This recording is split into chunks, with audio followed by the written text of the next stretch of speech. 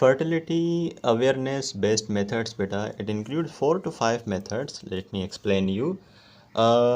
लेकिन थोड़ा सा पीछे की बात, सबसे पहले हमने डिस्कस किया इसी लेक्चर में पहले बैरियर मेथड्स को, कॉन्डम्स, डायफ्राम कैप्स, स्पर्मिसाइड। फिर उसके बाद हम आ गए परमानेंट स्टरलाइजेशन फीमेल में हमने आपको पता है बेटा जो है ट्यूब को ब्लॉक किया लेप्रोस्कोपी की मदद से, स्टेरोस्कोपी की मदद से, लेप्रोटमी की मदद से। मेल में जो है परमानेंट स्टरलाइजेशन की वज़ेक्टोमी की मदद से।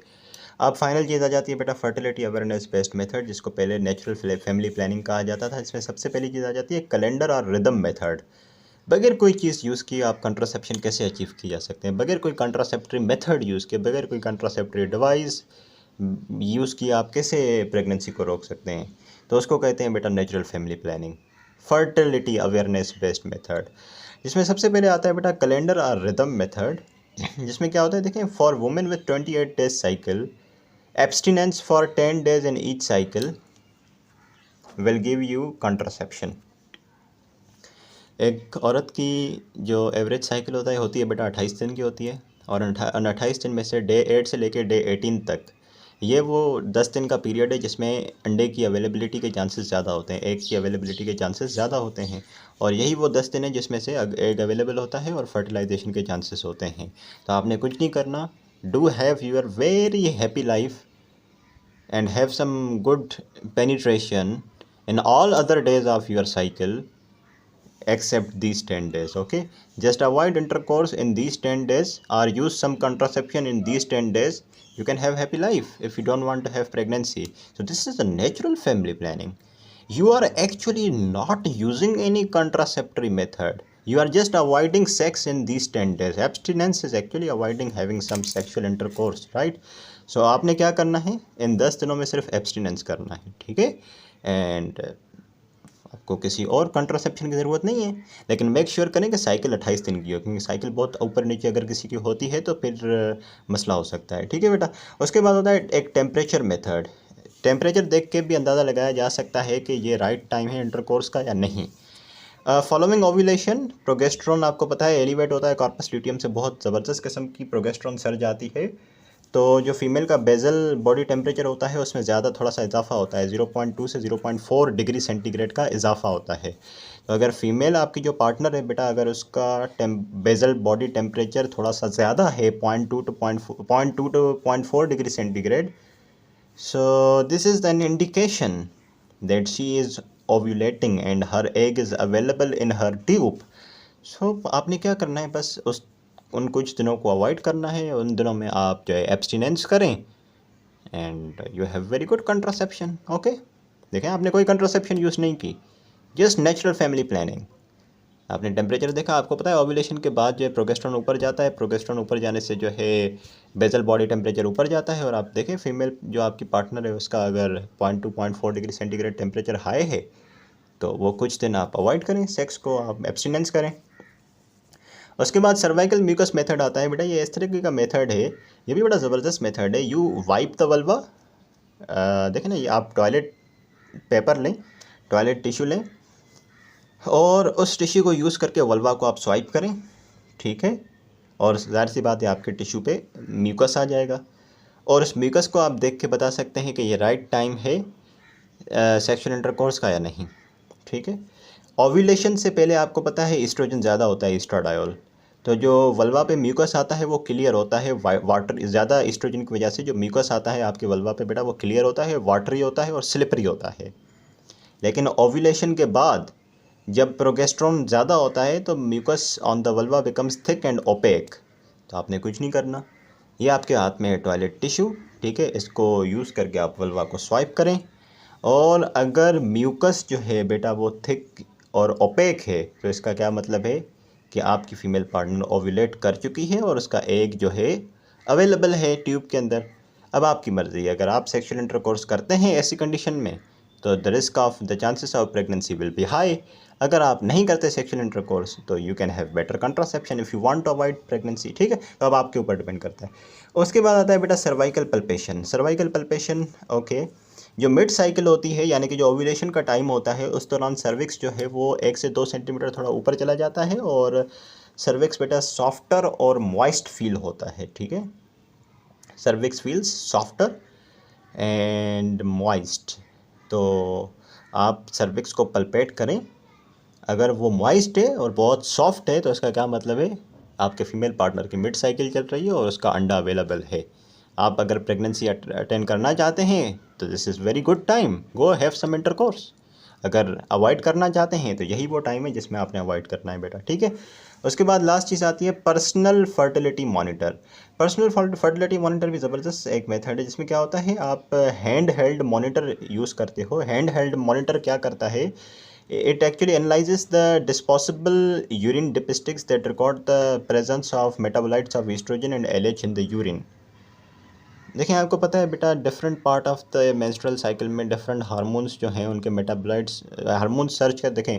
जैसे कि ओव्यूलेशन से पहले एस्ट्रोजन ज़्यादा होता है, ओव्यूलेशन के बाद जो है बेटा प्रोजेस्टेरोन ज़्यादा होता है। ओव्यूलेशन से पहले FSH/LH हाई होते हैं, ओव्यूलेशन के बाद FSH/LH लो होते हैं। तो फ़र्ज़ करें बेटा, देखें ना, अगर फ़र्ज़ करें हम ओव्यूलेशन से पहले के पीरियड में हैं अभी, तो यूरिन में किसके मेटाबोलाइट्स आएंगे, ईस्ट्रोजन के मेटाबोलाइट्स आएंगे या प्रोजेस्टेरोन के मेटाबोलाइट्स आएंगे। If you are before ovulation वाला पीरियड तो उसमें ईस्ट्रोजन ज़्यादा होता है, तो यूरिन में भी ईस्ट्रोजन के मेटाबोलाइट्स आएंगे। ये आपके हाथ में डिपिस्टिक है, अगर उसमें आप रीड कर रहे हो और उसमें आप देख रहे हो कि okay your urine, your female partner's urine is having some metabolites of estrogen and FSH/LH, that means she has not still ovulated. But if let's suppose the dipstick is showing some metabolites of progesterone, that means she has actually ovulated and her progesterone is high. So she has ovulated and this is the time to avoid the intercourse if you want to have contraception, ठीक है। उस डिपिस्टिक में अगर red light आ जाए तो वो indicate करती है कि हाँ फीमेल का जो है वो ओवा अवेलेबल है और ये फर्टाइल फेस है। अगर ग्रीन लाइट आ जाए तो वो इनफर्टाइल फेस है। आपने डिपिस्टिक लिया, उस डिपिस्टिक में अगर रेड लाइट आती है तो मतलब वो फर्टाइल है, ठीक है। और इसमें कॉन्सेप्शन का रिस्क है, अगर आप इंटरकोर्स करेंगे इस टाइम में तो प्रेगनेंसी अटेन हो जाएगी। ग्रीन लाइट इंडिकेट करती है कि फ़ीमेल इनफर्टाइल है, अंडा अवेलेबल नहीं है। आप इस टाइम में इंटरकोर्स करेंगे कि तो मुमकिन है कि प्रेगनेंसी नहीं होगी, ठीक है। और वो टाइम इसका जो टिपिकल होता है वो मोस्टली अर्ली मॉर्निंग यूरिन इस्तेमाल किया जाता है। लास्ट चीज़ है बेटा लैक्टेशनल एमिनोरिया। ये भी नेचुरल फैमिली प्लानिंग में आता है, क्योंकि ये पता है कि बेटा जो लैक्टेशनल पीरियड होता है उसमें एमिनोरिया होती है, जो शुरू के 6 मंथ होते हैं पोस्टपार्टम, और रिस्क ऑफ प्रेगनेंसी बहुत कम होता है, सिर्फ 2% होता है, क्योंकि बेटा लैक्टेशन के दौरान प्रोजेस्टेरोन हाई होता है। एंडोमेट्रियम टूटता नहीं, एंडोमेट्रियम क्यों टूटेगा जब प्रोजेस्टेरोन हाई है, तो एंडोमेट्रियम शेड नहीं होता बेटा। एंडोमेट्रियम जब शेड नहीं होगा तो दूसरी साइकिल स्टार्ट नहीं होगी, साइकिल स्टार्ट नहीं होगी तो ओवा नहीं बनेगा, ठीक है बेटा, right. This is all about बेटा the methods of contraception. And one last thing is left, will take couple of minutes only, that emergency contraception. Best emergency contraception is copper IUD. Copper IUD is the most effective method of emergency contraception. Note one very important thing, क्योंकि blastocyst implant between 6 to 10 days after fertilization। देखिए ये आपका uterus है बेटा, and this is the fundus up there and this is the fallopian tube. ये आपकी fertilisation हुई, zygote बना, फर्टिलाइजेशन से लेके इम्प्लांटेशन तक बीच में 6 से 10 दिन का टाइम होता है। तो आपके पास बहुत अच्छा मौका है, अगर आप रोकना चाहते हैं प्रेगनेंसी को, इम्प्लांटेशन को, तो रोक लें। You have 6 to 10 days। तो आपने क्या करना पड़ेगा, आपने जो कॉपर IUD है उसको इंसर्ट करना पड़ेगा अप टू 5 days, ताकि इम्प्लांटेशन अवॉइड हो सके। अगर फ़र्ज़ करें फर्टिलाइजेशन के बाद 15 से 20 दिन गुजर गए हैं, उसके बाद आप अगर कॉपर IUD इंसर्ट करेंगे तो मेरा नहीं ख्याल कि वो प्रेगनेंसी को शायद टर्मिनेट कर पाएगी। आपने इम्प्लांटेशन से पहले बेटा कॉपर टी को इंसर्ट करना है। आपको पता होना चाहिए कि आज फर्टिलाइजेशन हुई है, उसके 6 से 10 दिन बाद इम्प्लांटेशन होनी है ब्लास्टोसिस्ट की, तो बीच में आपके पास टाइम है। You can take 5 days maximum, do insert copper IUD and prevent implantation, okay? Look, blastocyst implant between 6 to 10 days after fertilization. So you can use emergency copper IUD.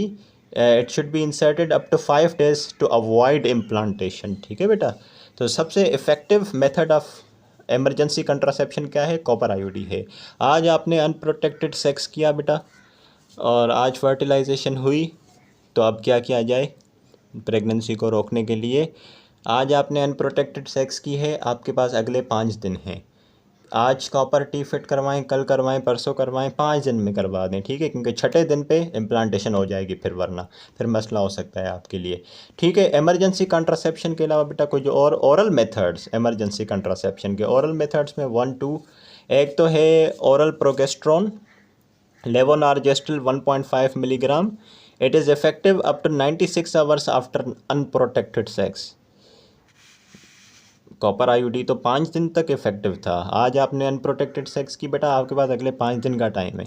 आज फिट करें, कल फिट करें, परसों fit करें, 5 दिन का time है। लेकिन लेवोनार्जेस्ट्रल 1.5 milligram will be effective only when you use it after 96 hours of unprotected sex. अगर आपने आज अनप्रोटेक्टेड सेक्स किया बेटा और 96 आवर्स के बाद आप इस लेवोनार्जेस्ट्रल 1.5 मिलीग्राम को यूज़ करेंगे तो it will be not effective. ये प्रोगेस्ट्रॉन है जो कि ओरली दे रहे हो आप। उसके अलावा progesterone receptor modulators, for example एक ड्रग है जो कि प्रोगेस्ट्रॉन के रिसेप्टर्स को मॉड्यूलेट करती है, जैसे कि ulipristal acetate 30 milligram, and it is effective up to 120 hours after unprotected sex. You had unprotected sex today, okay, and you can have this drug to avoid the pregnancy if you use this drug in 120 hours after the unprotected sex, okay.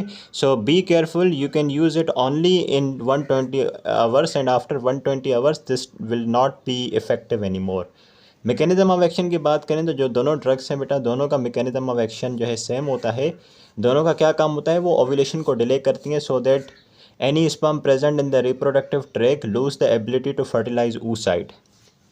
ये एक बहुत ही less effective method देखने को नज़र आ रहा है। देखिए ये जो दोनों ड्रग्स होती हैं ये ओव्यूलेशन को स्टॉप करती हैं। देखिए ये आपका बेटा यूट्रस है और ऊपर this is the fundus and this is the fallopian tube, you can see, okay. If let's suppose today you had some unprotected sex and you have some sperms in your reproductive tract, okay, and let's suppose this is day 13 of your cycle, and the next day what will happen on day 14? Your ovary will give you one egg into this, and these sperms are available for 7 days. Sperms can live inside the female genital tract for 7 days. So if you have delivered these sperms into the female genital tract on day 13, these sperms will not find any ova there, maybe, but they will wait for 1 day, and on the next day these sperms will be very much happy that come on, there is an ova for us. So on day 14 these sperms will run towards this ova and will fertilize this, okay. So if you had unprotected sex today and if you use one of these two drugs, and they can do, they will inhibit the ovulation, right? तो sperms अगर available भी होंगे तो ovulation ही नहीं होगी, तो एक इसको फर्टिलाइज करेंगे, ठीक है बेटा, इस तरीके से।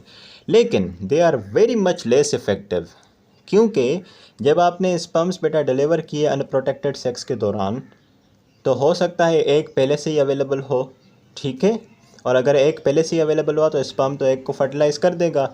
ये आप ड्रग्स भले देते रहें कोई फ़ायदा नहीं होगा, क्योंकि ये ड्रग्स तो अगली ओव्यूलेशन को रोकेंगे ना। क्या पता जब आपने अनप्रोटेक्टेड सेक्स किया उस वक्त जो स्पर्म डिलीवर किए और ये आपका ओवम पहले से अवेलेबल था, स्पर्म ने ओवम को फर्टिलाइज़ कर दिया, जायगोट बन गया, ख़त्म बात। ये ड्रग्स तो किसी काम की नहीं रहेंगी, क्योंकि ये तो अगली ओव्यूलेशन को रोकेंगी। ये ड्रग्स सिर्फ तभी काम की हो सकती हैं जब आपने you had unprotected sex, you delivered sperms and the ovum was not available, next day ovum had to come. So these drugs will inhibit the ovulation, and ovulation will not occur, and sperm will not be able to fertilize anything there. So this is why these are very much ineffective, and this copper IUD is most effective, क्योंकि copper IUD ovulation को नहीं रोकता। भले zygote बन गया हो, copper IUD क्या करेगा, बस इस implantation को रोक देगा, ठीक है। So these are few methods of emergency contraception. I hope you are clear with this beta, right? So if you have any question, You can ask me beta anytime, anywhere. This is all about this chapter, contraception. We'll start with the next chapter very soon. Thank you so much beta. Class dismissed.